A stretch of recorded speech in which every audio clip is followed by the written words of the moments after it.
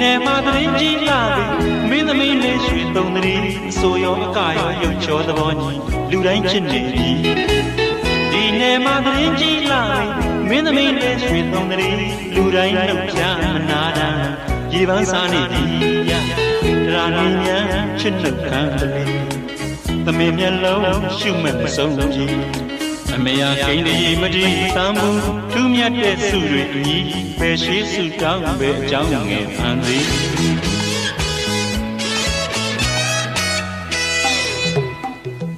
ညကဘာလေးမှာပြောစရာရွှင်စရာအထူးတယောက်ဆောင်သည်လက်ကုပ်ဩဘာစုညာ